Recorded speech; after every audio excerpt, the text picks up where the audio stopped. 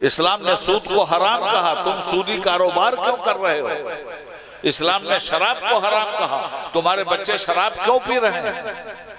اسلام نے چغل خوری کو حرام کہا، تم چغل خوری کیوں کر رہے ہو؟ ہمارے سماج میں کیا یہ برائی نہیں؟ معاف کرنا، میں تمہیں تانا نہیں دے رہا ہوں، میں تمہیں صرف آئینہ دکھا رہا ہوں۔ اگر یہ ساری ہمارے اسلام نے تعلیم دیا تھا، تم جاہل کیوں ہو؟ یاد رکھنا، جہاں اسلام ہوگا وہاں جہالت نہیں ہوگی، اور جہاں جہالت ہوگی وہاں اسلام نہیں ہوگا۔ جہاں ظلم ہوگا وہاں اسلام نہیں ہوگا، اور جہاں اسلام ہوگا وہاں ظلم نہیں ہوگا۔ جہاں ناانصافی ہوگی وہاں اسلام نہیں ہوگا، اور جہاں اسلام ہوگا وہاں ناانصافی نہیں ہوگا۔ جہاں اسلام ہوگا وہاں عبادت ہوگی، جہاں عبادت نہیں ہوگی نصلی علی حبیبہ الکریم۔ الحمدللہ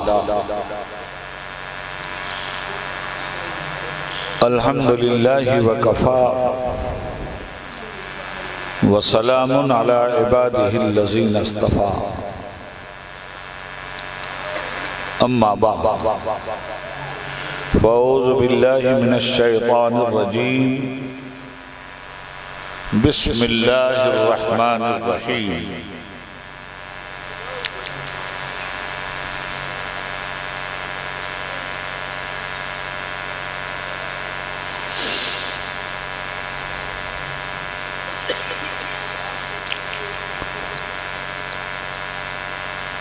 الذی خلق الموت والحیات لیبلوکم ایکم احسن عملا۔ آمنت باللہ، صدق اللہ العلی العظیم۔ صدر اجلاس ڈائز پہ تشریف فرما علماء ملت اسلامیہ، مدح خانان رسول انعام علیہ السلام،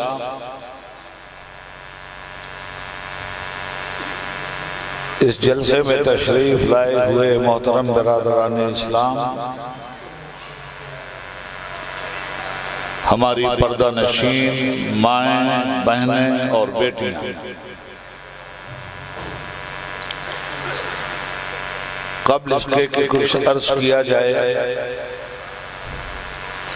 حصول برکت کے لیے سب سے پہلے بارگاہ رسالت مآب صلی اللہ علیہ وآلہ وسلم میں ہدیہ درود و سلام پیش کرنے کی ہم لوگ سعادت حاصل کریں۔ صلی اللہ علی النبی الامی وآلہ صلی اللہ علیہ وسلم، صلاۃ و سلاما علیکہ یا رسول اللہ، وسلم علیکہ یا حبیب اللہ۔ میری انتہائی نگارش یہی ہے، تیرے نام سے ابتدا کر رہا ہوں۔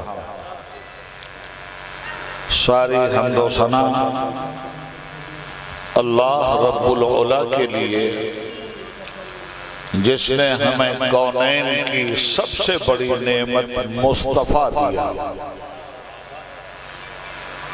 درود و سلام ان مقدس مصطفیٰ مجتبیٰ علیہ التحیۃ والثناء پر، جن کی مبارک ذات نے ہم لوگوں کو ایک خدا کا پتہ دیا۔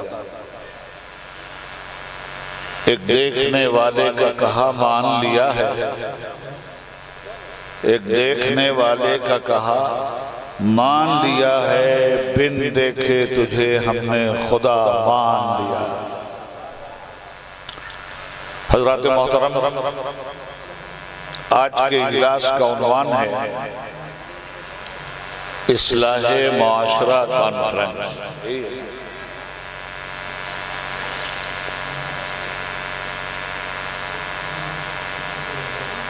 اس اجلاس میں شرکت کے لیے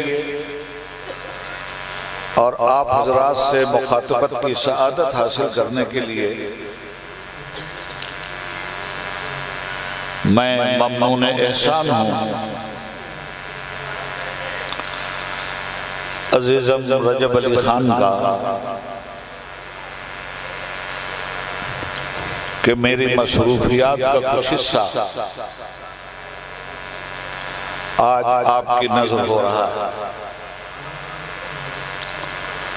جس خوبصورتی کے ساتھ انہوں نے اس بزم کو سجایا،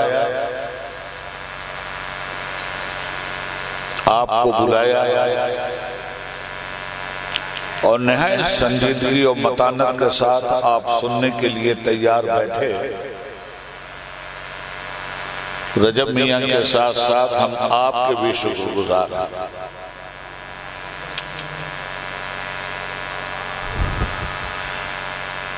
عمل سے زندگی بنتی ہے جنت بھی جہنم بھی. یہ خاکی اپنی فطرت میں نہ نوری ہے نہ ناری. نظر آئی ہے گلشن میں ہوا ناسازگار اپنی، گلے باغ خلیلی بھیج دے باد بہار اپنی. طریق مصطفیٰ کو چھوڑنا ہے وجہ بربادی، اسی سے قوم دنیا میں ہوئی بے اقتدار اپنی. ہمیں لازم ہے شاہنشاہ بطحا کی رضا جوئی، وہ اپنے ہو گئے تو رحمت پروردگار اپنی. اٹھے امت کے والی کفر دھمکاتا ہے مسلم کو، علی کو حکم دے لے کر وہ آئیں ذوالفقار اپنی. اصلاح معاشرہ کانفرنس کا مطلب بات چیت کرنا ہے تو باہر جائے، کہیں تو سنجیدگی برتو یار. اصلاح معاشرہ کانفرنس کا مطلب ہے سماج کی اصلاح. معاشرہ کہتے ہیں سماج، تو کس سماج کی اصلاح کے لیے یہ اجلاس طلب کیا گیا اور اس اجلاس میں کون سا سماج آیا؟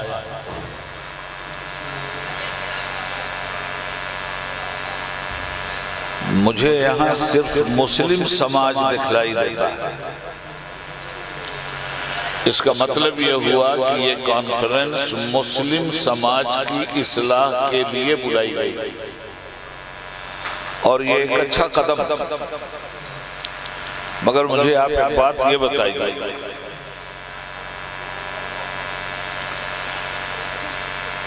کہ جب تک کوئی مسلمان نہیں ہوتا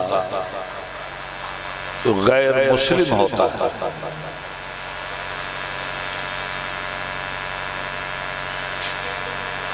اس کے لیے اصلاح معاشرہ کانفرنس تو نہیں بلائی جاتی.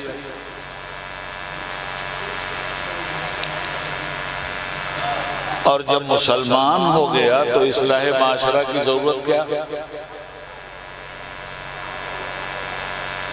بھئی اصلاح معاشرہ تو اس قوم کی ہونی چاہیے جس کے پاس نہ عقیدہ ہو نہ عمل. یہاں تو جو ہی آپ نے اسلام کی چوکھٹ کو چوما اور کلمہ لا الہ الا اللہ محمد الرسول اللہ صلی اللہ علیہ وسلم پڑھا تو آپ نے خود یہ طے کر لیا کہ ہم بد عقیدگی سے خوش عقیدگی کی طرف لوٹ آئے اور بد عملی کو اپنے حسن عمل سے تبدیل کرنے کا وعدہ کرائے. کلمہ پڑھنے کے بعد بد عقیدگی خوش عقیدگی میں تبدیل ہو جاتی ہے اور بد عملی کو صالحیت کا جامہ پہنانے کے لیے اعمال صالحہ کی ضرورت پڑتی ہے. اس لیے اسلام کے اس اٹل اور مستحکم اصول کو سمجھنے کی ضرورت ہے جس میں آقا نامدار مدنی تاجدار خلقت عالم کی اولین فصل بہار حضرت محمد مصطفیٰ صلی اللہ علیہ وآلہ وسلم ارشاد فرماتے ہیں بنی الاسلام علی خمس، اسلام کی بنیاد 5 چیزوں پہ رکھی گئی۔ دیکھیے ہم بہت سادہ اور آسان لفظوں میں اپنی بات آپ تک پہنچائیں گے تاکہ آپ آسانی کے ساتھ یہ باتیں سمجھ بھی لیں اور اس پر عمل کرنے کی اللہ سے توفیق بھی مانگیں۔ ہم اگر آپ سے یہ کہیں کہ تابش خنجر احساس کی آغوش میں جتنی بھی تمنائیں ہیں وہ مجھے مجروح نظر آتی ہیں، اور ساز ہستی سے رفتی ہوئی آواز نشاط بار ناکامی پہم سے دبتی چلی جا رہی ہے، تو اس زبان کے آج کے اس اجلاس میں علماء تو متحمل ہو سکتے ہیں، آپ کے بس کی بات نہیں کہ اس پہاڑ کو اپنے سر پہ رکھیں۔ اس لیے ہم پہاڑ سے نیچے اتر کر زمین کی سطح پر زمین والوں سے بات کرنا چاہتے ہیں۔ حضرات، کلمہ پڑھا آپ نے تو مسلمان کہتے کس کو ہے؟ پہلی بات تو حضور نے فرمایا کہ جو اسلام کی بنیادوں کے مطالبے کو پورا کر دے وہ مسلمان ہے۔ اسلام کی بنیاد 5 چیزوں پہ۔ پہلی چیز ہے کلمہ، صاف ستھرا عقیدہ۔ جہاں زمین پوجی جا رہی ہو، آسمان پوجا جا رہا ہو، چاند ستارے پوجے جا رہے ہوں، انسان پوجے جا رہے ہوں، حیوان پوجے جا رہے ہیں، اس گندگی سے باہر نکالنے کے لیے یہ کلمہ آپ کو دیا گیا، لا الہ الا اللہ، کوئی خدا نہیں، نہ چاند خدا، نہ سورج خدا، نہ زمین خدا، نہ گنگا خدا، نہ جمنا خدا، نہ ستارے خدا، نہ کھچر خدا، نہ لوہا خدا، نہ لکڑ خدا، نہ پتھر خدا، لا الہ الا اللہ، اللہ کے علاوہ کوئی خدا نہیں۔ یہ ہے لا الہ الا اللہ کا مطلب۔ محمد الرسول اللہ کی گواہی ہے اس پر۔ انہوں نے ہمیں بتایا کہ خدا ایک، اس کے علاوہ کوئی خدا نہیں۔ آئے تھے کس لیے؟ وہ آئے تھے بندوں کا سر خدا کے سامنے جھکوانے کے لیے، وہ آئے تھے بندوں سے عبادت اور پوجا کروانے کے لیے۔ پوجا ہندی لفظ ہے، عربی میں اسی کو عبادت کہتے ہیں۔ حضور نے کبھی بھی عبادت سے روکا نہیں، بلکہ عبادت کا پیغام انسانیت کے نام نشر فرمایا۔ حضور کا کہنا صرف یہ تھا کہ میں تمہیں پوجا سے روکنے نہیں آیا ہوں، تم سے پوجا کروانے آیا ہوں، مگر پوجا کا طریقہ سیکھ کر پوجا کرو۔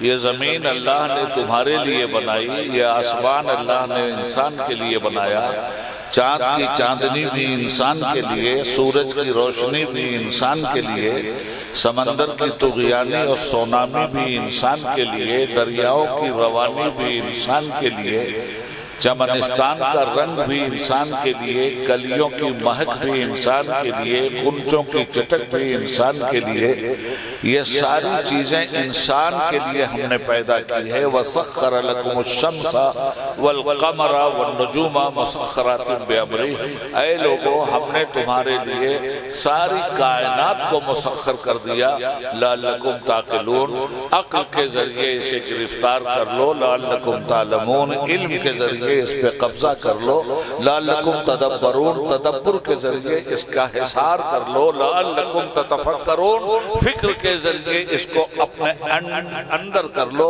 اور اپنے حصار میں لے لو۔ سب کچھ تمہارے لیے ہم نے بنایا، تمہیں اپنے لیے بنایا۔ یہ سب بنا آپ کے لیے، آپ بنے اللہ کے لیے۔ یہ ایک سیدھا سا میسج ہے۔ تو میں آپ سے ایک بات کہہ رہا ہوں، کیا میرے سرکار کی ذات تھی؟ ہزاروں درود، لاکھوں سلام مصطفیٰ جان رحمت صلی اللہ علیہ وآلہ وسلم پر۔ دیکھیے کیا حسین پیغام دنیائی انسانیت کو سرکار نے عطا فرمایا۔ آپ لوگوں سے میں پوچھتا ہوں اور ساری انسانیت سے پوچھتا ہوں، یہ زمین کس کی؟ کس نے بنائی؟ اللہ کے علاوہ کوئی دوسرا بھی ہے جس نے زمین بنایا؟ اور انہی کنکر پتھر نے اگر زمین بنائی تو ان سے کہیے ذرا آج زمین بنا کے دکھا، یا جتنوں کی پوجا ہو رہی ہے سب سے کہو زمین بنا کے دکھاؤ، کوئی نہیں دکھا سکتا۔ آسمان بنا کے دکھاؤ، نہیں دکھا سکتا۔ ایک سورج پیدا کر کے دکھاؤ، نہیں دکھا سکتا۔ ایک چاند کی چاندنی والی مسکراہٹ پیدا کر دو، چاند بنا کے دکھاؤ۔ جتنی چیزیں پروردگار نے بنائی ہیں ان میں سے کوئی چیز یہ انسان نہیں بنا سکتا۔ تو جب انسان نہیں بنا سکتا تو پتھر کیا بنائے گا؟ جب انسان نہیں بنا سکتا تو حیوان کیا بنائے گا؟ جب انسان نہیں بنا سکتا تو لوہا لکڑ کیوں بنائیں گے؟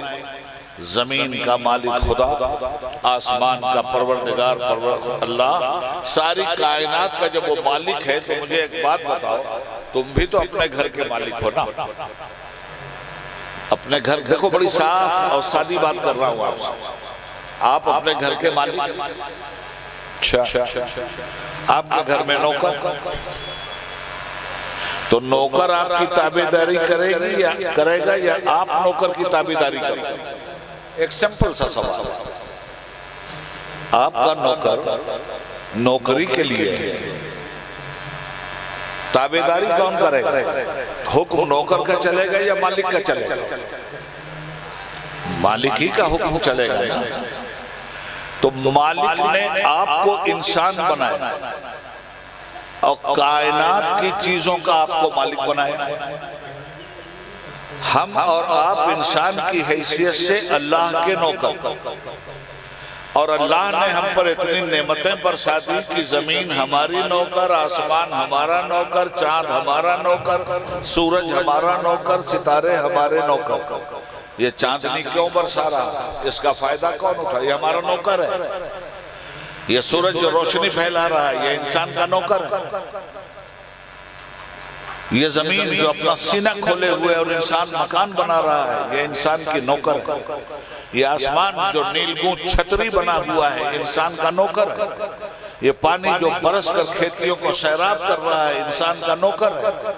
یہ جتنی چیزیں ہیں سب انسان کے ماتحت ہیں، انسان ان میں سے کسی بھی چیز کا ماتحت نہیں ہے۔ سورج کی شعاؤں کو گرفتار کون کر رہا ہے؟ چاند کے سینے پہ جا کے قدم کس نے رکھ دیا؟ ستاروں کی انجمن سے آگے نکلنے کا حوصلہ کس کے پاس؟ یہ انسان ہے۔ چاند کو خدا کہا گیا۔ آج سے جو لوگ چاند کو خدا کہتے ہیں ان کے خدا کے سر پہ انسان کا پیر ہے۔ معلوم یہ ہوا کہ کوئی چیز ایسی نہیں ہے جو خدا ہو۔ ہر چیز کو خدا نے پیدا کیا، خدا کو کسی نے نہیں پیدا کیا۔ تو یہ ساری چیزیں آپ کی نوکر اور آپ کی تابعداری میں رکھ دی گئیں۔ زمین آپ کی تابعدار ہے کہ نہیں؟ جب چاہا برابر کر دیا، جب چاہا کھود دیا، جب چاہا ہل چلا دیا، جب چاہا ٹریکٹر چلا دیا۔ زمین اگر آپ کی نوکر نہیں ہوتی اور آپ اس کے نوکر ہوتے تو ٹریکٹر آپ پر چلتا، زمین پر نہیں چلتا۔ چاند اگر آپ کا نوکر نہیں ہوتا تو چاندنی آپ کے لیے نہیں برستا، آپ سے کہتا کہ میرے لیے روشنی کا انتظام کرو۔ تو یہ سب آپ کے نوکر اور آپ پروردگار کے نوکر۔ اس لیے حضور نے فرمایا کہ میں عبادت ہی کروانے آیا ہوں، مگر عبادت کا صحیح رخ متعین کر کے عبادت کرواؤں گا۔ اے لوگو ان کو مت پوجو جن کو اپنے ہاتھ سے تم بناتے ہو، اس کو پوجو جس نے اپنے ہاتھ سے تمہیں بنایا۔ اس لیے لا الہ الا اللہ۔ اگرچہ بت ہیں جماعت کی آستینوں میں، مجھے ہے حکم اذاں لا الہ الا اللہ۔ یہ دور اپنے براہیم کی تلاش میں ہے، صنم کدا ہے جہاں لا الہ الا اللہ۔ اب آپ نے سمجھ لیا لا الہ الا اللہ کو؟ محمد الرسول اللہ صلی اللہ علیہ وسلم کی رسالت پہ ایمان لاتے ہوئے لا الہ الا اللہ، اور اگر ان کی رسالت پہ ایمان کوئی نہیں لاتا، 1 کروڑ بار لا الہ الا اللہ کہے، وہ لا الہ الا اللہ کے ساتھ مذاق کرتا ہے، وہ لا الہ الا اللہ پہ ایمان نہیں لاتا۔ ایک بات تو یہ ہو، تو سرکار نے فرمایا 5 چیزیں اسلام کی بنیاد ہیں۔ پہلی چیز کیا ہے؟ کلمہ، جس کے ذریعے بدعقیدگی کو صاف کر دیا گیا۔ کلمہ پڑھتے ہی اب 4 فرض ادا کرنے کی ذمہ داری دے دی گئی۔ ان 4 فرائض میں جو سب سے پہلا فرض ہے وہ نماز ہے۔ کلمہ پڑھیے اور نماز نہ پڑھیے تو جھوٹ بولتے ہیں آپ کلمے کے وفادار۔ کلمہ پڑھنے کے بعد جو ہی کسی نے کلمہ پڑھا، فوراً تھوڑی دیر میں، گھنٹہ 2 گھنٹے میں کسی مسجد سے آواز آئی اذان کی، اللہ اکبر، بس نماز نے آپ کے ایمان کا امتحان لے لیا کہ آپ ایمان کے کس پائیدار پہ کھڑے ہیں۔ ادھر جب اذان کی آواز آئی، حی علی الصلاۃ، آؤ نماز کے لیے، حی علی الفلاح، آؤ کامیابی کے لیے، اور آپ اگر مسجد کی طرف نہیں دوڑے تو آپ کلمہ پڑھنے کے معاملے میں دھوکہ دے رہے ہیں، فریب کر رہے ہیں۔ اور اگر مسجد چلے گئے اور نماز ادا کیا تو سجدہ کرتے ہوئے ایک مسلمان یہ کہتا ہے، پروردگار جو ہم نے لا الہ الا اللہ پڑھا ہے، جو ہم نے محمد الرسول اللہ پڑھا ہے، جو ہم نے دعویٰ کیا ہے کہ ہم مسلمان ہیں، سجدہ کر کے دلیل دے رہے ہیں کہ ہم تیرے گنہگار بندے تو ہو سکتے ہیں، تیرے غدار بندے نہیں ہو سکتے۔ یہ اصلاح معاشرہ کا، معاشرے کی اصلاح کیسے ہو؟ یہ مسلم معاشرہ میرے سامنے بیٹھا ہوا ہے۔ مسلم معاشرہ جب کلمہ پڑھ چکا ہے تو اب 5 وقت کی نماز ضروری ہے کہ نماز پڑھ کر اس بات کا ثبوت دے کہ وہ مسلمان ہے۔ اسی لیے اللہ کے حبیب نے فرمایا، زخم خوردہ انسانیت کے طبیب نے فرمایا، انسانیت کے معلم نے فرمایا کہ میں تمہیں بتاؤں کہ کافر اور مومن میں فرق کیا ہے؟ ہاں یا رسول اللہ بتلائیے۔ تو فرمایا کافر وہ ہے جو نماز نہیں پڑھتا، مومن وہ ہے جو نماز پڑھتا۔ پوچھئے علماء بیٹھے ہیں یہ حدیث ہے یا نہیں؟ تو آپ مجھے بتاؤ، کلمہ پڑھ کے بھی اگر نماز نہیں پڑھتے تو یہ مومن کی پہچان ہے یا غیر مومن کی پہچان ہے؟ نماز چھوڑنے والا انسان کفر کے قریب پہنچ جاتا ہے۔ تو پہلی چیز کیا ملی؟ کلمہ پڑھتے ہی آپ مسلمان، اور مسلمان جب ہوئے تو آپ کیا کہتے ہو؟ حضرت ابراہیم علیہ السلام کی زبان سے سنو، خوب غور سے سننا، یہ نعرہ لگانے والی محفل نہیں، اور نہ میں بیجا نعرہ بازی کو پسند کرتا ہوں۔ غور سے سننا بات، ابراہیم علیہ السلام سے کہا گیا، ہمارے مصطفیٰ سے کہا گیا، قل، کہیے، کیا کہیے؟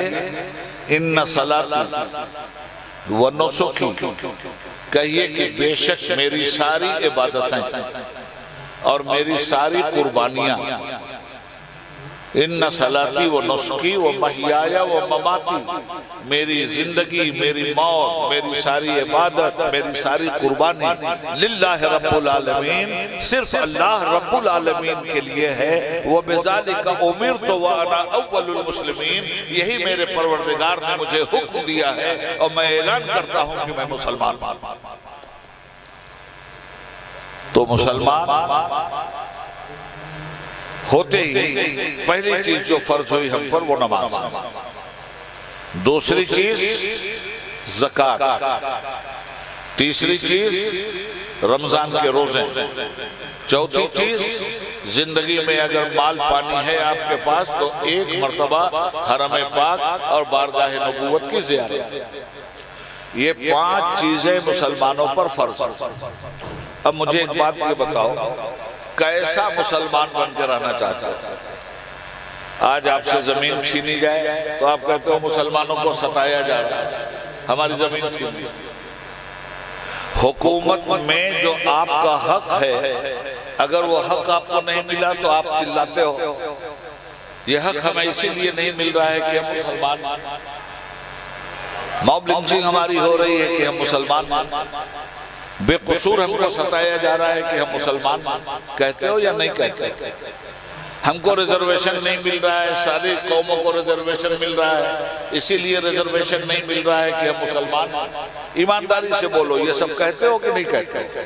اچھا، تو کتنا دکھ ہے آپ کو کہ مسلمان ہونے کی بنیاد پر آپ کو ریزرویشن نہیں ملا، مسلمان ہونے کی بنیاد پر آپ کو روزگار نہیں ملا، مسلمان ہونے کی بنیاد پہ آپ کا سوشل بائیکاٹ ہو گیا، مسلمان ہونے کی بنیاد پہ آپ کی تجارت کی دکان پہ تالا لگ گیا، مسلمان ہونے کی بنیاد پر آپ کو پارلیمنٹ کا پرسنٹیج کے حساب سے ٹکٹ نہیں ملا، مسلمان ہونے کی بنیاد پر اسمبلی میں آپ کو پرسنٹیج کی بنیاد پر ٹکٹ نہیں ملا، آپ کا حق مارا جا رہا ہے اس لیے کہ آپ مسلمان ہیں۔ یہی شکوہ ہے کہ کچھ اور ہے آپ کا؟ اور سچائی یہ شکوہ ہے؟ تو میں آپ سے کہہ رہا ہوں، آپ کا حق اگر مارا جائے تو آپ کو شکوہ ہو، اور آپ اگر اللہ کا حق ماریں تو آپ مسلمان ہیں۔ آپ کا حق مارا جائے تو آپ حکومت سے ناراض، اور رسول اللہ کا حق آپ روز ماریں تو آپ کو کوئی شرم نہیں۔ مسجد کس لیے بنوایا؟ اور مسجد کا حق کیا؟ عبادت ہی تو ہے۔ مسجد تو بنا لی شب بھر بھر، ایمان کی حرارت والوں نے، من اپنا پرانا پاپی ہے، برسوں میں نمازی بن نہ سکتا۔ کس لیے بنایا بھائی؟ جمعہ ٹو جمعہ پڑھنے کے لیے۔ عیسائیوں کے ہاں سنڈے ٹو سنڈے ہے، تو آپ نے فیشن نکال دیا جمعہ ٹو جمعہ کا۔ یہ ہفتہ بھر کون پڑھے گا؟ اچھا مجھے ایک بات یہ بتاؤ، اتنا ایمان تو ہے نا آپ کا کہ نماز فرض ہے، اسی لیے تو جمعہ ہی صحیح، جمعہ کے لیے جاتے ہو نا، تو یہ جمعہ کی نماز پڑھنے کیوں جا رہے ہیں؟ جمعہ کے دن عبادت کرنے کیوں جا رہے ہیں؟ کبھی سوچا؟ میں آج آپ سے سوال کروں، جو لوگ 5 وقت کی نماز نہیں پڑھتے، میرا سوال ان سے کہ بھائی صاحب یہ جمعہ پڑھنے کیوں گئے؟ تو آپ کہیں گے ارے واہ حضرت، آپ کو اتنا بھی نہیں معلوم کس مدرسے سے پڑھ کے آئے ہیں؟ جمعہ کی نماز فرض ہے اس لیے ہم پڑھنے گئے، اللہ رسول کا حکم ہے اس لیے ہم پڑھنے گئے۔ ہم نے کہا بہت اچھی بات ہے، آج آپ نے ہماری نالج میں اضافہ کیا ہے۔ چلیے پتہ چل گیا کہ جمعہ کی نماز فرض ہے، اس لیے آپ جمعہ کی مسجد بھر دیتے ہیں۔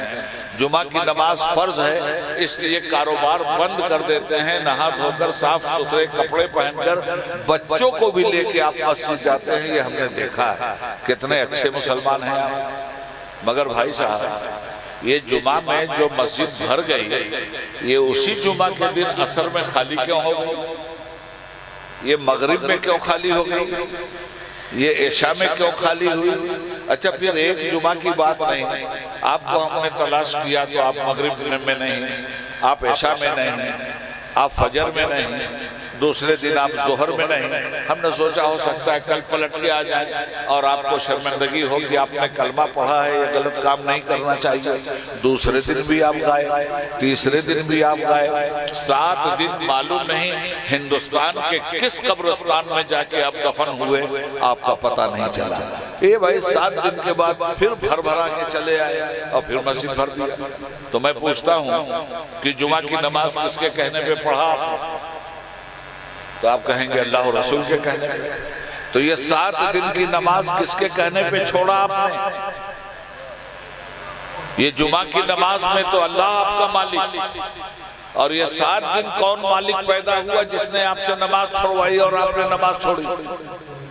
تو ہفتے میں جمعہ کے دن مانیے پروردگار اور رحمان کی بات، اور کلمہ پڑھ کر کے 7 دن مانیے شیطان کی بات، اور پھر کہیے ہم مسلمان ہیں اور ہم سنی ہیں۔ کس بات کے مسلمان اور کس بات کے سنی؟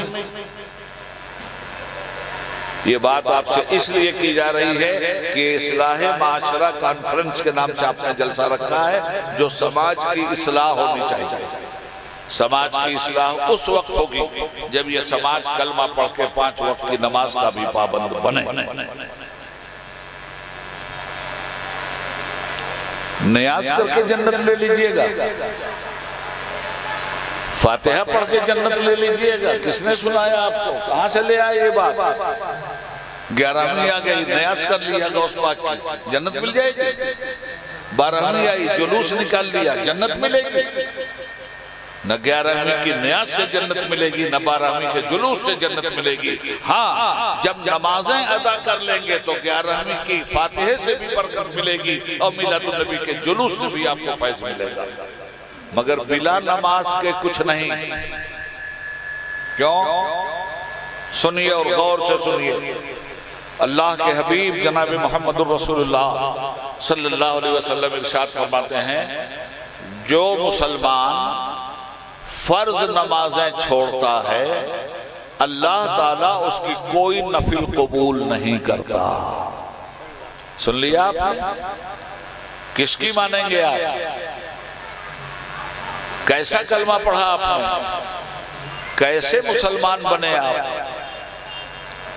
جو فرض نمازیں چھوڑتا ہے کسی نفل کا ثواب اسے نہیں ملتا، تو جب نفل ہی کا ثواب نہیں ملا تو مستحبات کے ثواب کا کیا سوال پیدا ہوتا ہے دوست؟ اس لیے سنو اور غور سے سنو، بوڑھے ہو گئے اور نمازیں نہیں پڑھیں، نہ شرم نبی نہ خوف خدا،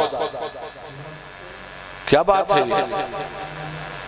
رونا روتے ہیں آپ بابری مسجد کے ٹوٹنے میں، بے شک رونا چاہتا، ہماری مسجد شہید کی گئی، ظالمانہ طور پہ شہید کی گئی، غلط کام ہوا، ہندوستان کے سمویدھان کو شہید کیا گیا۔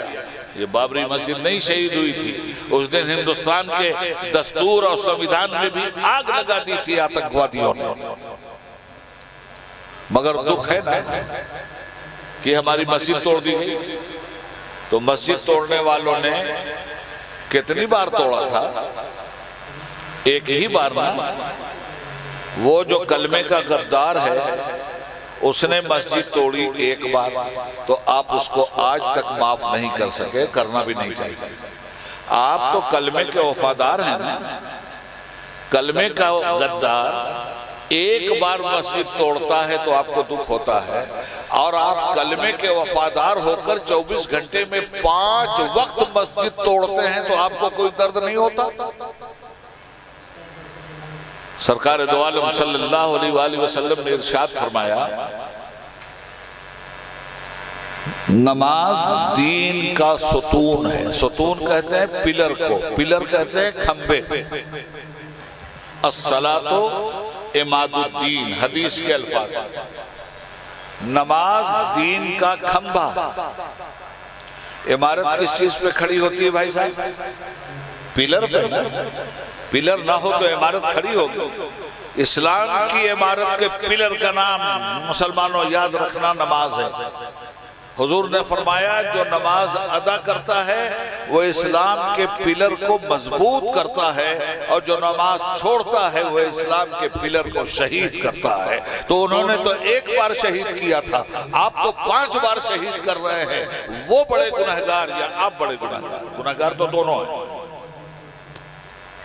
اصلاح معاشرہ کا، معاشرے کی اصلاح کے لیے ضروری ہے کہ مسجدوں سے راست رشتہ جوڑا جائے، مسجدوں کا احترام کیا جائے۔ اچھا ایک بات اور بتاؤ، دیہات کا جلسہ ہے اس لیے دیہاتی زبان میں بات کر رہا ہوں۔ سنو، آپ کھانا کھاتے ہو کہ نہیں؟ کھاتے ہو؟ 24 گھنٹے میں کتنی بار؟ کم سے کم 3 بار نا؟ ہاں بابو 3 بار۔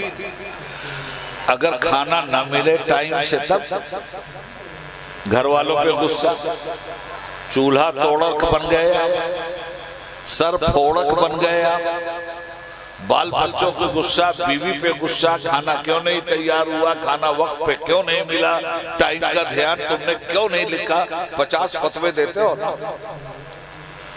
ایک وقت نہیں ملا تو بل بلا گیا، اور 2 وقت نہیں ملا تو تڑپ گئے، اور 3 وقت نہیں ملا تو توڑن پھوڑن سب شروع کر دیا۔ بھوک لگی ہے نا، تو کھانا ملتا ہے تب نہ اطمینان ہوتا ہے۔ اچھا آپ کا کھانا تیار اور رجب میاں نے جا کے چھین لیا، تو ان سے وفاداری کرو گے یا ان کو برا بھلا کہو گے؟ کھانا آپ کا، کھانا سامنے، کھانا تیار، اور جب پہلا لقمہ اٹھانے گئے انہوں نے کھانا سرکا دیا، آپ کو تکلیف ہوگی کہ نہیں ہوگی؟ ان کو دعا دو گے کہ بد دعا دو گے؟ اچھا تم زبان سے بد دعا نہ دو، آتے تو بد دعا دیں گی؟ اور کھانا رجب میاں تیار کر کے لے آئے اور آپ کو کھلایا تو آپ دعا دو گے کہ بد دعا دو گے؟ دعا دو گے نا بھائی صاحب؟ تو جب آپ کو بھوک لگتی ہے تو آپ کا پیٹ کھانے کی ڈیمانڈ کرتا ہے، اور اس کا کھانا اگر آپ اس کو نہیں دیتے ہیں تو آپ کے لیے وہ بد دعا کرتا ہے۔ کھانا ڈیمانڈ کرتا ہے، پیٹ کو کھانا نہیں ملا تو پیٹ آپ سے احتجاج کرتا ہے، لڑائی کرتا ہے، جنگ کرتا ہے۔ یہ جو مسجد بنائے ہو نا، اس کو بھی بھوک لگتی ہے۔ تم کو تو 3 بار لگتی ہے، اس کو 5 بار بھوک لگتی ہے۔ تم اپنے گھر والوں سے 3 مرتبہ کھانا مانگتے ہو، یہ مسجد تم سے 24 گھنٹے میں 5 وقت کھانا مانگتی ہے۔ سورج کے نکلنے سے پہلے کھانا مانگتی ہے یہ، سورج کے ڈھلنے کے وقت کھانا مانگتی ہے یہ، سورج کے ڈوبنے سے 2 گھنٹہ پہلے کھانا مانگتی ہے یہ، سورج کے ڈوبتے ہی کھانا مانگتی ہے یہ، اور مغرب کے بعد 2 گھنٹے کے بعد عشاء کے وقت کھانا مانگتی ہے یہ۔ تمہیں کھانا نہ ملے تو وہی تباہی مچا دے۔ مسجد کا کھانا اگر تم نے چھین لیا تو مسجد تمہیں دعا دے گی یا بد دعا دے گی، یہ طے کر لو۔ مسجد دعا بھی دیتی ہے اور بد دعا بھی دیتی ہے۔ مسجد پروردگار کی بارگاہ میں تمہارے خلاف گواہی بھی دے گی اور پروردگار کی بارگاہ میں تمہاری شفاعت بھی کروائے گی۔ تو 5 وقت کا کھانا مسجد کا کیا ہے دوست؟ فجر کے وقت اسے بھوک لگی، ظہر کے وقت اسے بھوک لگی، عصر کے وقت اسے بھوک لگی، مغرب اور عشاء کے وقت اسے بھوک لگی، اس کا کھانا لے جا کے ایمانداری سے پہنچاؤ۔ اس کا کھانا نماز ہے، اس کا کھانا تسبیح ہے، اس کا کھانا سجدہ ہے، اس کا کھانا رکوع ہے، اس کا کھانا تلاوت قرآن ہے، اس کا کھانا اعتکاف ہے، اس کا کھانا تسبیح و تحلیل ہے۔ اگر یہ چیزیں تم مسجد کو پہنچاتے رہے اپنے عمل سے تو یہ مسجد کا پیٹ بھرتا ہے، مسجد کا پیٹ نماز سے بھرتا ہے، مسجد کا پیٹ صدقات سے بھرتا ہے، مسجد کا پیٹ تسبیح و تحلیل اور تلاوت قرآن سے بھرتا ہے، مسجد کا پیٹ نبی پاک صلی اللہ علیہ وسلم پر درود و سلام سے بھرتا ہے۔ اگر یہ چیزیں تم نے مسجد کو نہیں دیں تو میرے محترم بتاؤ مسجد تمہیں دعا دے گی یا بد دعا دے گی؟ یہ تو تمہیں طے کرنا ہے نا میرے بھائی، طے کرو۔ ایسی موٹی موٹی باتیں تمہیں بتا رہا ہوں کہ آسانی سے تمہاری سمجھ میں بات آ جائے گا۔ اچھا تمہارا معاملہ تو مسجد کا ہے، مگر یہ جو ہماری بہنیں بیٹھی ہوئی ہیں، یہ جو ہماری بیٹیاں بیٹھی ہوئی ہیں، یہ بھی ذرا غور سے سنو۔ یہ مسلمان مرد تو مسجد میں جا کر عبادت کریں گے اور روحانی غذا حاصل کریں گے، عورتوں پہ بھی نماز اسی طرح فرض ہے جس طرح مسلم مردوں پہ فرض ہے، اور عورتوں کی بھی نماز معاف نہیں۔ اس لیے عورتوں کو بھی چاہیے کہ دین کے مسائل سیکھیں، عورتوں کو بھی چاہیے کہ دین کی باتیں سیکھیں، اور مدرسے والوں کو بھی چاہیے کہ عورتوں میں بھی دین کی تعلیم کا انتظام کریں، اس لیے کہ انہی عورتوں کی گود میں بچے جوان ہوتے ہیں، انہی عورتوں کے گود میں بچے کھیلتے ہیں۔ ماں نمازی ہوگی تو بچہ بھی نمازی ہوگا، ماں دین کی تعلیم حاصل کیے ہوگی، بچہ بھی دین کی تعلیم حاصل کرے گا، ماں اسلام سے محبت کرے گی، بچہ بھی اسلام سے محبت کرے گا، ماں اپنے نبی کی نعت پڑھے گی، بچہ بھی اپنے نبی کی نعت پڑھے گا، ماں حمد الہی کے ترانے گائے گی، بچہ بھی حمد الہی کے ترانے گائے گا، ماں صاف ستھری اور باوضو رہے گی، بچے کو بھی وضو کرنے کی عادت پڑے گی، ماں نمازی اگر 5 وقت ہے تو ماں اپنے بچے کو مسجد بھی 5 وقت نماز کے لیے بھیجے گی، ماں بھی اگر مسائل جانتی ہے نماز کے تو بچہ بھی مسائل جانے گا نماز کے۔ یوں ہی مسلمان نہیں ہو اور یوں ہی جنت میں نہیں چلے جاؤ گے۔ جنت کی کنجی کیا ہے وہ سن لو۔ وضو نماز کی کنجی ہے اور نماز جنت کے دروازے کی چابی ہے. وضو نہیں کرو گے تو نماز کا دروازہ نہیں کھلے گا، اور نماز نہیں ادا کرو گے تو جنت کا دروازہ نہیں کھلے گا. کئی دن رہنا ہے بھائی صاحب؟ کتنے دن رہیے؟ میں آیا تھا تو ساری کرسیاں بھری ہوئی تھی، مگر اتنی زیادہ نماز سے دشمنی ہے ان مسلمانوں کو، اور اتنی زیادہ دشمنی ہے اپنے دین سے ان مسلمانوں کو کہ جب دین کی بات ہوئی تو بھاگ کھڑے ہوئے. ابھی نوٹنکی ہو وہاں نظر آئیں گے، ابھی سینما ہال آئے وہاں نظر آئیں گے، ابھی برائیوں کے اڈے ہوں وہاں نظر آئیں گے. ظلم آپ پہ نہیں ہوگا تو کس پہ ہوگا؟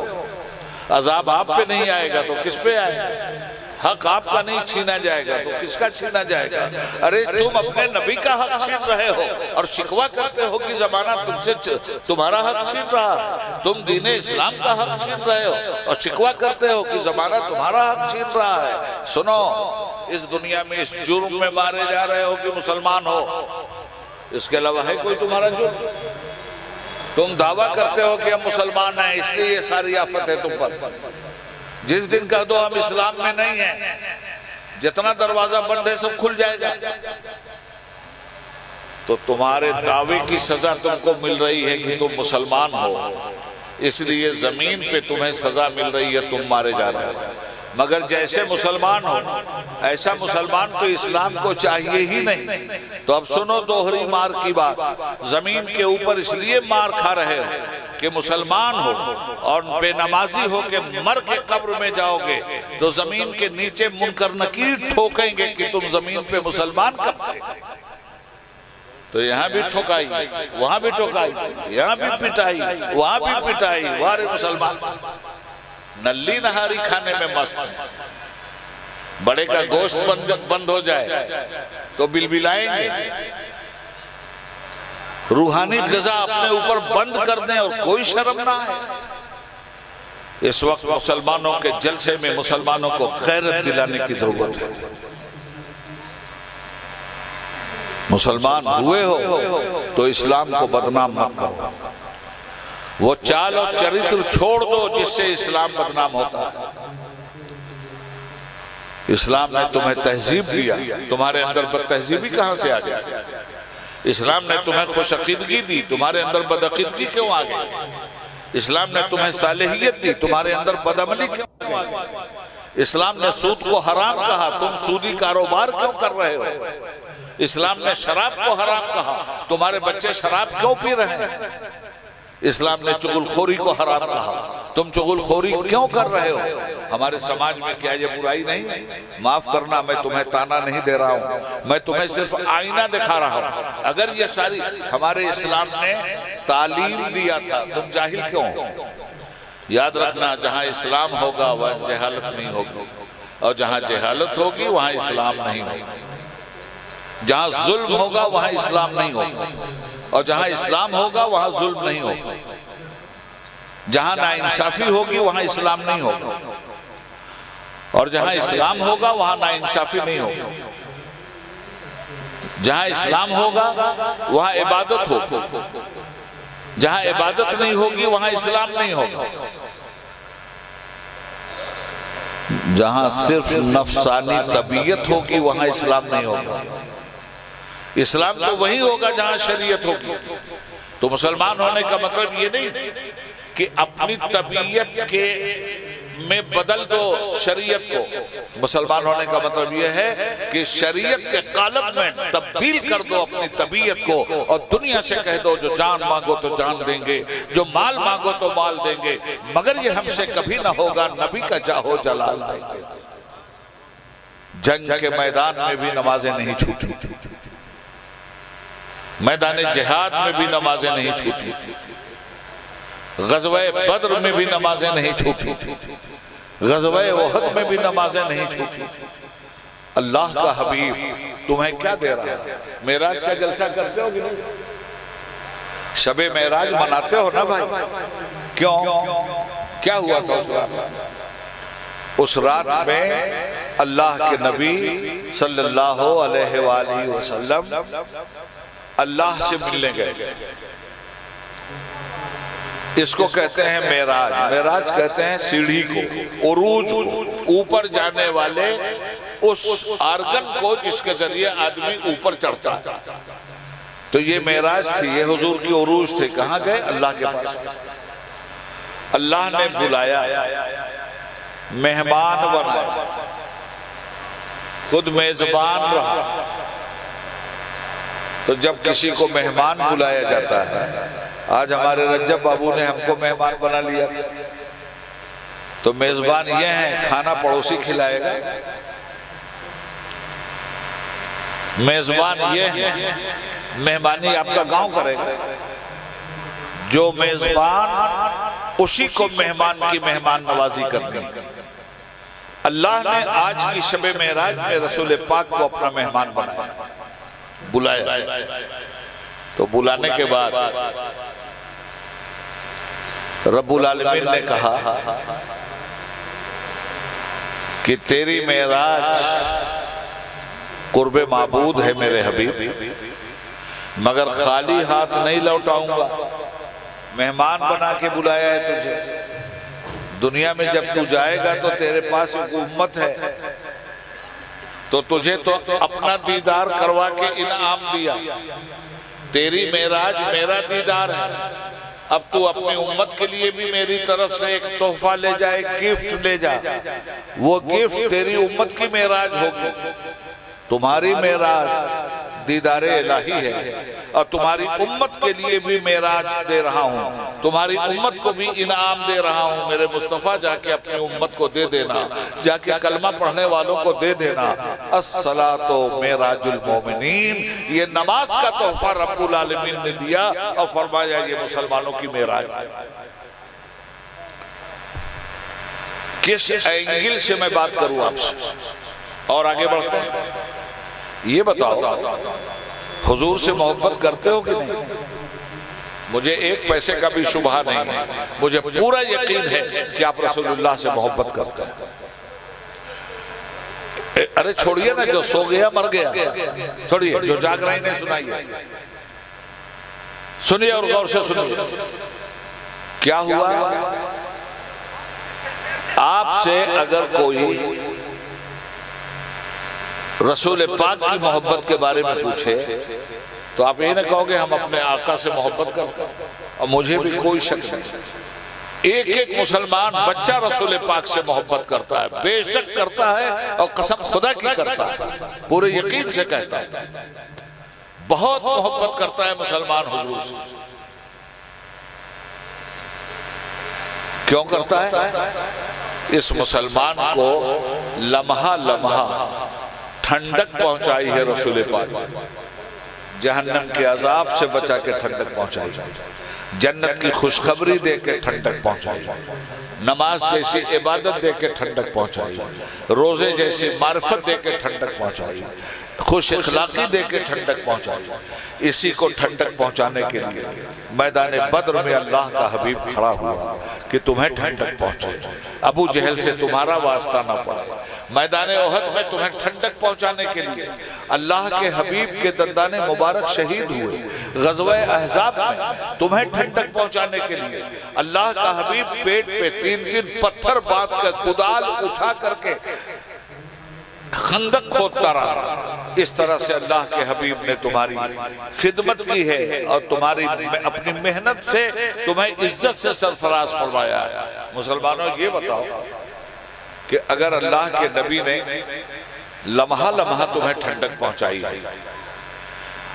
زندگی میں کوئی موقع اگر تمہیں ایسا مل جائے کہ تم نبی کی آنکھوں کو ٹھنڈک پہنچا دو, تو حضور کی آنکھوں کو ٹھنڈک پہنچاؤ گے یا نمک حرامی کرو گے؟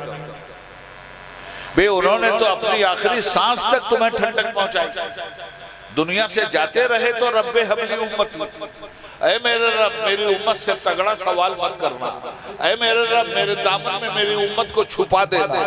دنیا میں آئے تو رب حبلی امتی, اے میرے رب میری امت کو بخش دینا، جو قدم قدم پر تمہیں ٹھنڈک پہنچا رہا ہے، اگر اس نے کبھی کہہ دیا کہ اے مسلمانوں تم میری آنکھوں کو ٹھنڈک پہنچاؤ گے، تو آپ کا جواب کیا ہوگا؟ یا رسول اللہ آپ نے ہم کو اتنی ٹھنڈک پہنچائی، سرکار فرمائیے تو صحیح کس چیز سے آپ کی آنکھ کو ٹھنڈک پہنچے گی؟ حضور ہم قربان ہو جائیں گے آپ کی آنکھ کو ٹھنڈک پہنچانے کے لیے۔ تو فرمایا میرے مصطفیٰ نے قرۃ عینی فی الصلاۃ، اگر چاہتے ہو میری آنکھوں کو ٹھنڈک پہنچانا تو ایک وقت کی نماز مت چھوڑنا، نمازیں پڑھتے رہو گے تمہارے نبی کی آنکھوں کو ٹھنڈک پہنچ۔ مسلمانوں لچھے دار تقریروں کا وقت ختم ہوا، عمل کی دھرتی پکڑنے کی ضرورت ہے، کام کی بات کرنے کی ضرورت ہے۔ جس نے قدم قدم پہ آپ کو ٹھنڈک پہنچایا، وہ 24 گھنٹے میں 5 مرتبہ اپنی آنکھوں کی ٹھنڈک مانگ رہا ہے، اور اس نبی کو مسلمان اس کی آنکھوں کی ٹھنڈک نہیں دیتا۔ میں اس کو بدنصیبی نہ کہوں تو کیا کہوں؟ یہ ہے تمہاری عبادت نماز، اور نماز میں تم کہتے کیا؟ نماز اللہ کے لیے پڑھتے ہو نا، مگر ایک بات یاد رکھنا، اللہ تمہاری نمازوں کا محتاج نہیں۔ روزہ اللہ کے لیے رکھتے ہو نا، اللہ تمہارے روزے کا محتاج نہیں۔ حج، زکوٰۃ، صدقات یہ سب اللہ کے لیے کرتے ہو نا، اللہ ان چیزوں میں تمہارا کبھی محتاج نہیں۔ اس کی شان ہے واللہ غنی حمید، وہ تو بے پرواہ ہے۔ تمہیں جو پڑھنے کا حکم دیا گیا تمہارے فائدے کے لیے حکم دیا گیا کہ اس سے تمہارا فائدہ ہے، اس سے اللہ کا فائدہ نہیں، خلق اللہ کا فائدہ ہے۔ ایسے آدمی کی عقل کو کیا داد دوں جو درخت پہ چڑھ گیا اور ایک ڈال پہ بیٹھ گیا اور ہاتھ میں ریتی لے کے اسی ڈال کو کاٹ رہا ہے جس پہ بیٹھا۔ ایمان کی سیڑھی پہ پہنچنے کے بعد، ایمان کے درخت پہ چڑھ جانے کے بعد تم یہ عمل کی ان ڈالیوں پہ بیٹھے ہو اور انہی ڈالیوں کو اپنی بدعملی کی شمشیر سے کاٹتے جا رہے ہو، تباہ کون ہوگا میرے بھائی؟ کیوں نہیں سمجھ میں آتی یہ بات مسلمانوں کی؟ ایک بات اور سنو، فرض کرو کہ 20 منزلہ ٹاور سمجھتے ہو نا؟ شہروں میں بڑی بڑی عمارتیں دیکھ رہے ہو، 20 منزل، 25 منزل، 60 منزل، اور اب تو 160 منزل بن چکا ہے۔ فرض کرو کہ 160 منزل والے ٹاور میں تمہارا فلیٹ ہے، تمہارا، اور تمہیں اپنے فلیٹ پہ جانا ہے۔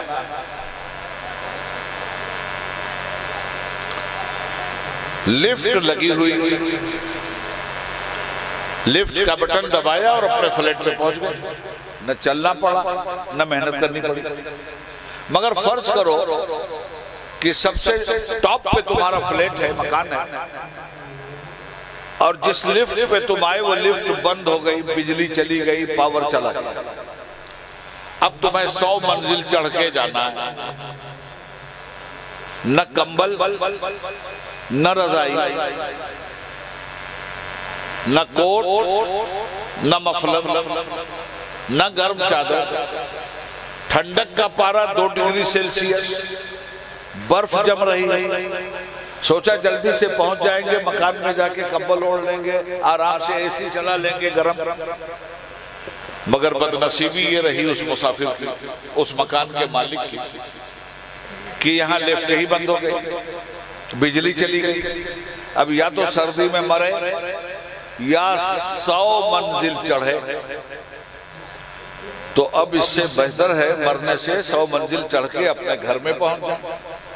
اب چلے 100 منزل، چلتے چلتے چلتے چلتے آخری منزل میں جب آپ پہنچے تو حالت آپ کی کیا ہوئی؟ حالت غیر ہو گئی۔ اب جلدی سے اپنے تالے پہ پہنچے آپ،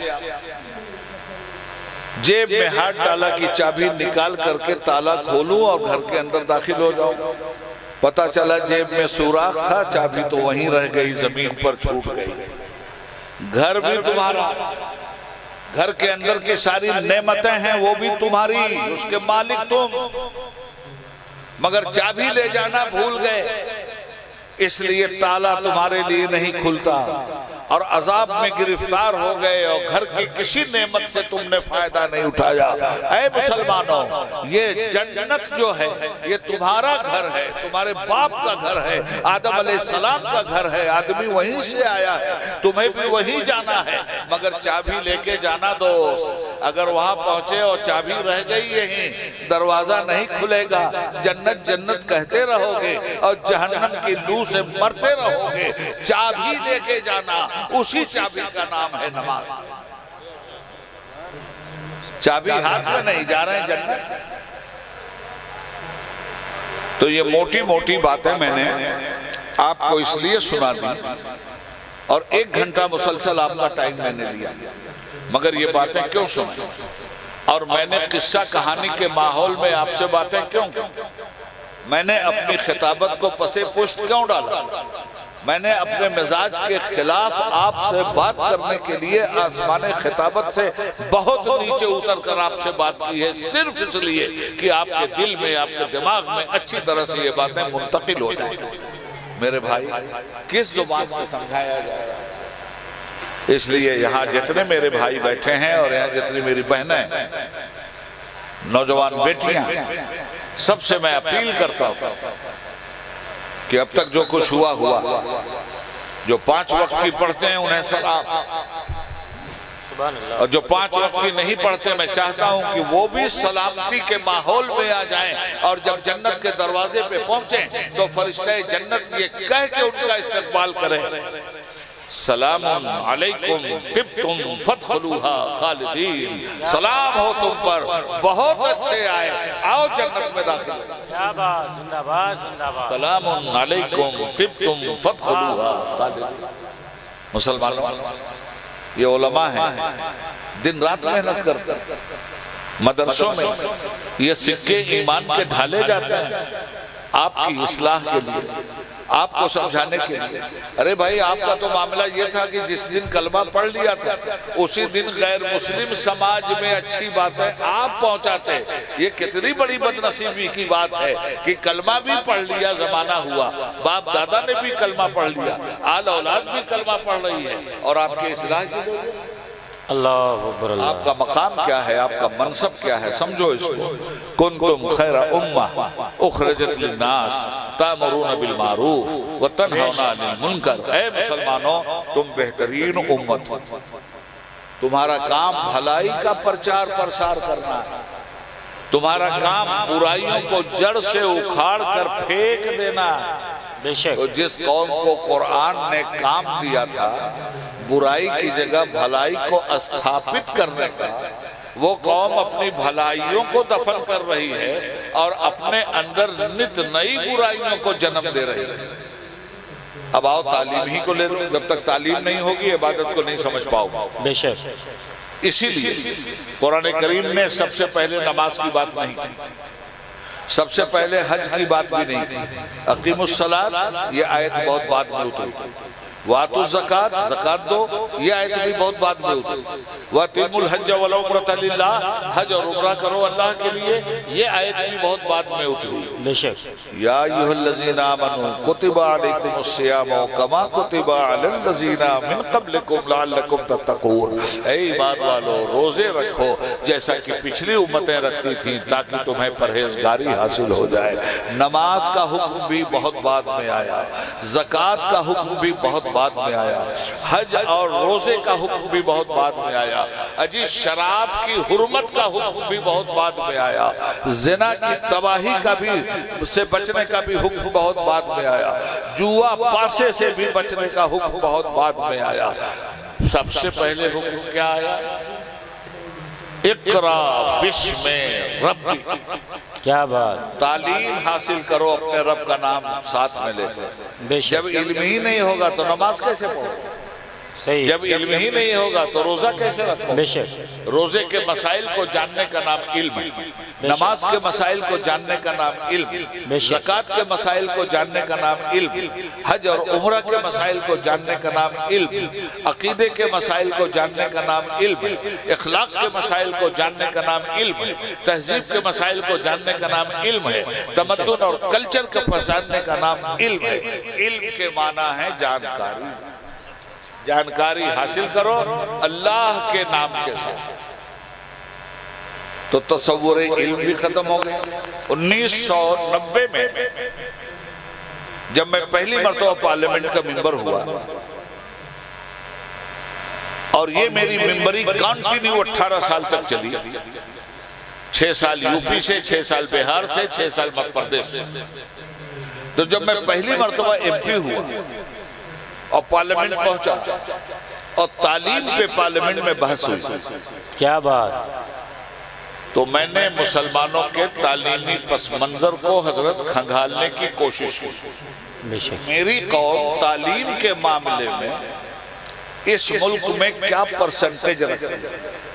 اللہ، مدرسے لوگوں کو برے لگتے ہیں، مدرسوں پہ تالا لگانے کی ناپاک سازشیں ہوتی ہیں، جی مدرسوں کو تباہ کرنے کے لیے بدنیتی پہ محمول اقدامات کیے جاتے ہیں، اور ایک پروپیگنڈا کیا جاتا ہے کہ یہ مدرسوں میں ایک فوج نکل رہی ہے، یہ مدرسوں کے ذریعے یہ الٹ دیں گے، وہ الٹ دیں گے۔ جھوٹو، تمہارے ڈی این اے میں جھوٹ پڑا ہوا ہے، کیا بات،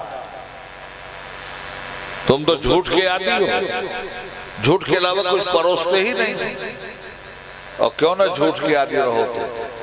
حدیث شریف میں آتا ہے الناس علی دین ملوکی، لوگ اپنے رہبر کے پیچھے چلتے ہیں، تو تمہارا سب سے بڑا رہبر دنیا کا سب سے بڑا جھوٹا، تو تم جھوٹے نہیں رہو گے، اور تمہارے جھوٹ کی فیکٹری سے اگر جھوٹ نہیں نکلے گا تو کہاں سے نکلے گا؟ کیا بات، جب میں نے تعلیم کا سروے کروایا مسلمانوں کا، اور پارلیمنٹ انیکشی میں یہ میٹنگ میں نے رکھی،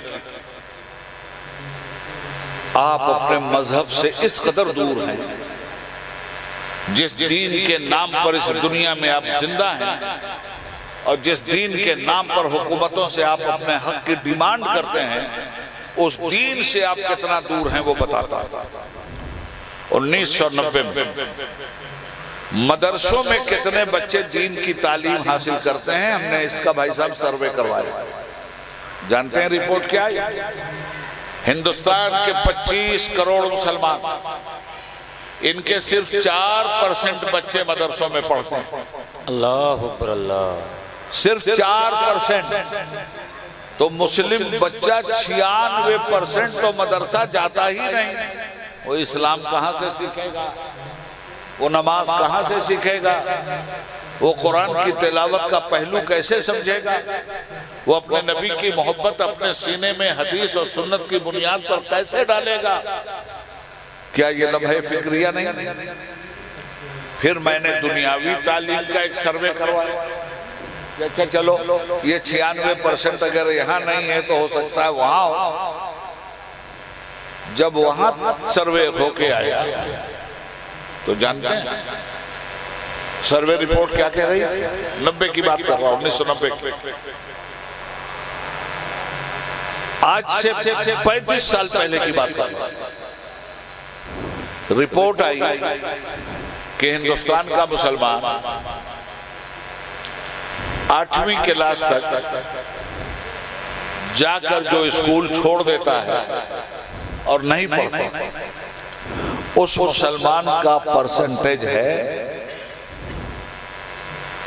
5%، 8%، یعنی 8% مسلمان وہ ہیں جو 8ویں کلاس کے بعد 9ویں کلاس میں نہیں جاتے۔ میٹرکولیشن اور انٹرمیڈیٹ کا جو سروے آیا اس نے بتایا کہ مسلمان صرف 5% 12ویں کلاس تک جاتے ہیں اور کالج کا منہ نہیں دیتے۔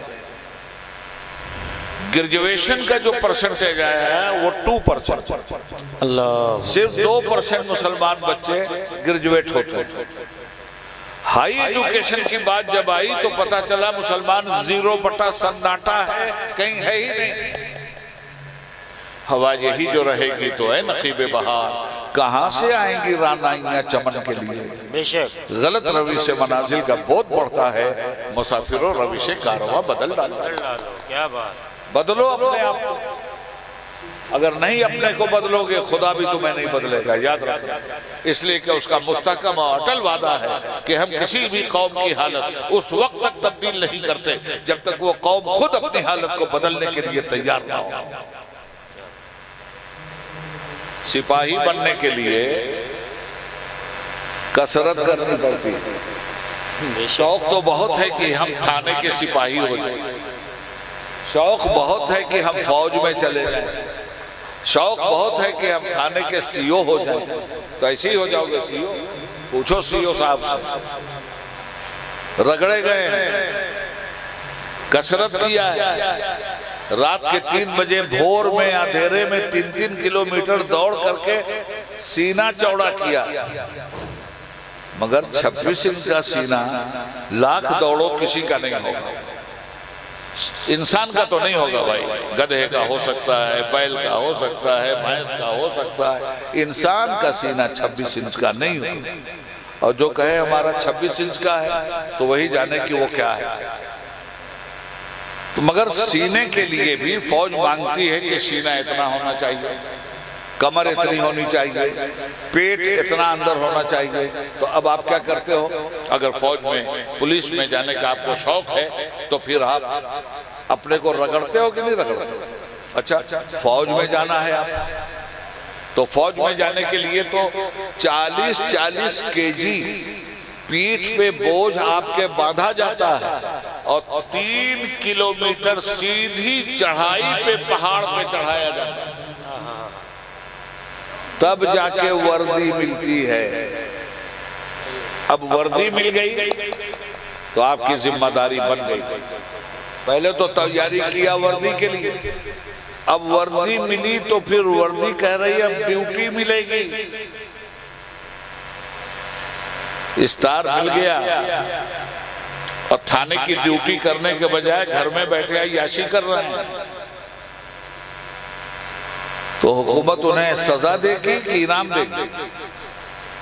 فوج میں آ گئے، کیپٹن بن گئے، اونچا عہدہ مل گیا، دیش خطرے میں ہے، چائنا کی سرحد پر ضرورت پڑ گئی آپ کی۔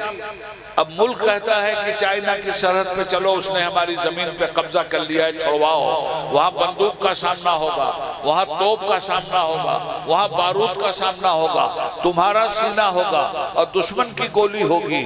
جان پیاری ہے یا ہندوستان پیارا ہے؟ جب تک وردی تم نے نہیں پہنا تھا تم کو سرحد اور سیما پہ کسی نے نہیں بھیجا تھا، مگر جب وردی تم نے پہن لیا، اب اگر سرحد پہ نہیں جاؤ گے، اب اگر ہندوستان کی حفاظت کے لیے دشمن کی گولی نہیں کھاؤ گے تو ہندوستان کے غدار کہلاؤ گے یا وفادار کہلاؤ گے۔ وردی پہن کر اگر ہندوستان کی خدمت تم نے نہیں کیا تو تم ہندوستان کے وفادار نہیں ہو، تم ہندوستان کے غدار ہو۔ اسی لیے جب تک تم نے اسلام کی وردی نہیں پہنی تھی تم سے کسی نے نہیں کہا تھا کہ نماز پڑھو، مگر جب اسلام کی وردی تم نے پہن لیا تو اب تمہیں ڈیوٹی دے دی گئی کہ نماز پڑھو۔ اگر نماز پڑھو گے تو ایمان کے وفادار ہو، نماز چھوڑو گے تو اسلام اور ایمان کے غدار ہو۔ کیا بات، کس اینگل سے میں یہ بات کرتا ہوں؟ اس لیے مسلمانوں بہت کچھ کہہ دیا میں نے تم سے، مجھے سفر بھی کرنا ہے، صبح مجھے 10:40 پہ حیدرآباد بھی پہنچنا ہے۔ حیدرآباد کا مطلب یہ آپ کے بازو والا حیدرآباد نہیں ہے، نظام حیدرآباد، تلنگانہ۔ اس لیے بہت زیادہ باتیں کرنے کی ضرورت نہیں ہے، موٹی موٹی باتیں ہیں۔ اور ایک بات اور بتاؤں تو میں، تمہارا مذہب پیچیدہ نہیں، تمہارا دین بہت آسان ہے۔ لوگ اگر اسے مشکل بنا دیں تو الگ بات، مگر نبی پاک نے آسان دین تمہیں دیا۔ الدین سہل، میرا دین آسان، سیدھی سیدھی تو بات ہے۔ 5 وقت کی نماز کا وقت ہو گیا، چلو اللہ کی طرف۔ اور ایک بات اور کہوں گا اور یہ آخری بات ہے، اس کے بعد تقریر ختم۔ ہم لوگوں میں سب سے زیادہ محبت رسول پاک صلی اللہ علیہ وسلم، اللہ کے رسول کی محبت امت کے دل میں بے پناہ، کوئی شک نہیں۔ اور اولیاء اللہ میں سارے ولیوں سے محبت ہے، نبیوں سے بھی محبت ہے، مگر اولیاء اللہ میں سب سے زیادہ محبت کس سے کرتے ہو؟ امام الاولیاء حضرت غوث پاک سے نا، پیران پیر سے نا، غوث پاک سے محبت کرتے ہو۔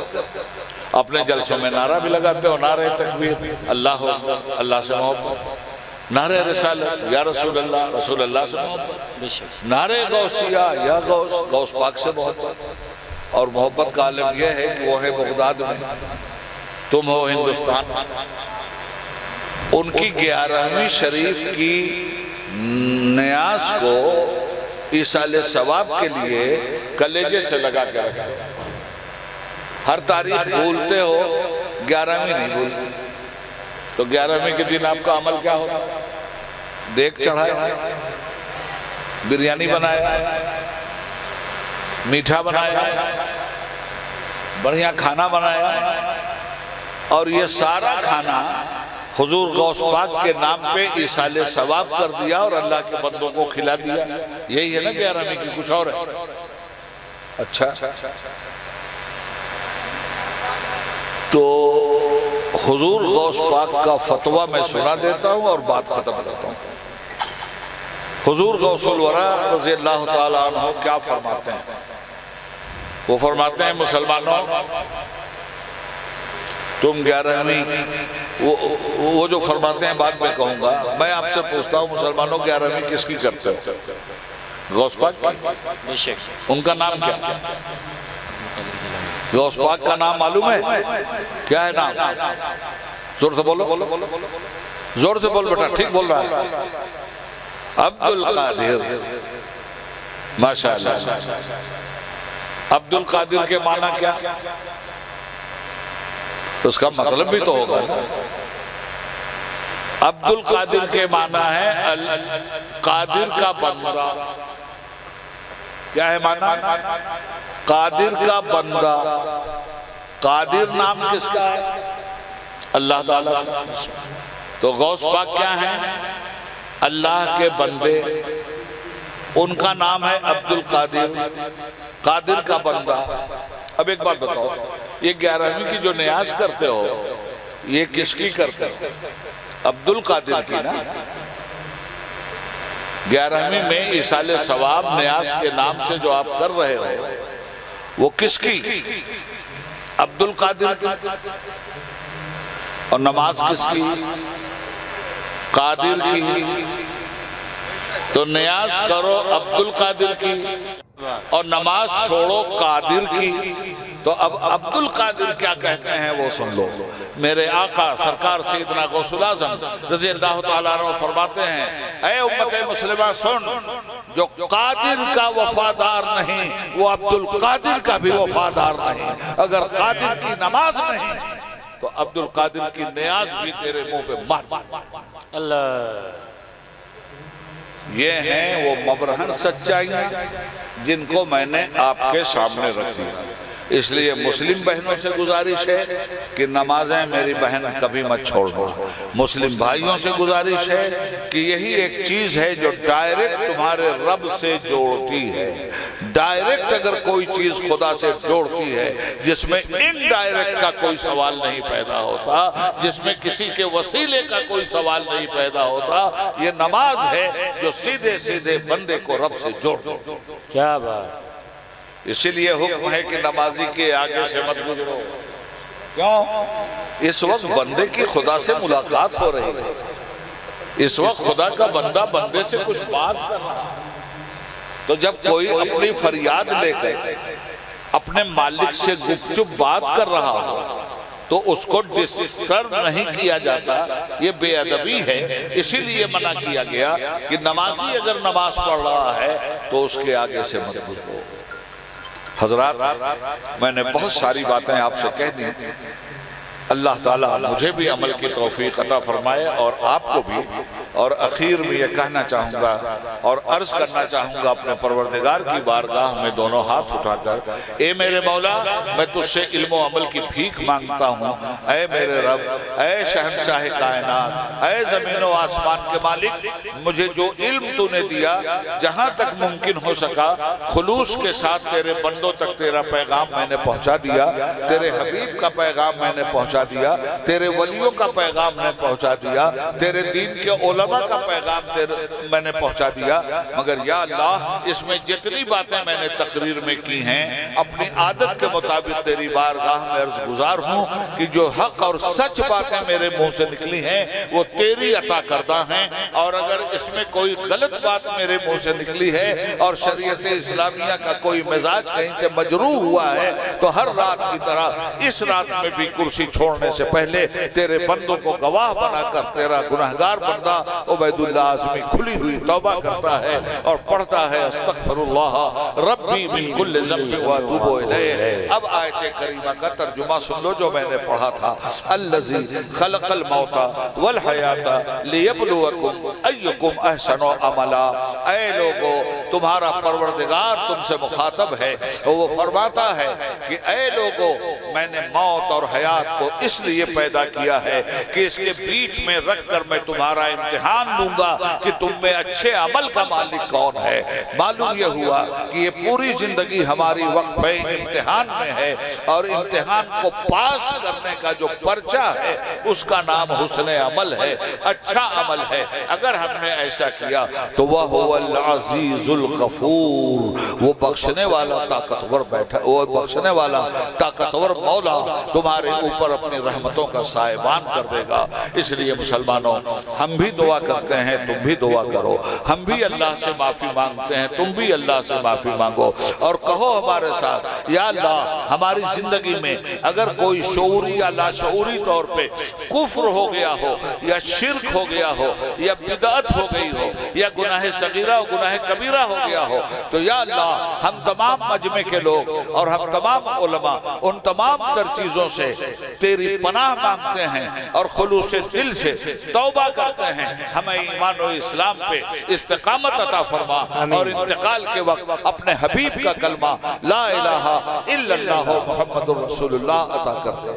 حضرات بس اتنی سی باتیں ہیں، اللہ کرے آپ کے دل دماغ میں اتر جائیں، آپ لوگ ایک رہیے، نیک رہیے، یونٹی بنا کے رہیے۔ یہ ہمارا بچہ آپ لوگوں کے لیے آپ کے بیچ میں محنت کر رہا ہے، ہمت دیجئے اس کو، وہ آپ کی ہمت، آپ اس کی ہمت، مدرسے کو دن دنی رات چوگنی ترقی دیجئے۔ اللہ تعالیٰ اس آبادی پہ اپنا رحم فرمائے، پروردگار آپ کو مسجدوں سے محبت کرنے کی توفیق عطا فرمائے، سچا پکا مخلص ایماندار عبادت گزار بنائے، خوب کی شہر چمن پھول چنے شاد رہے، باغباں جاتا ہوں گلشن تیرا آباد رہے۔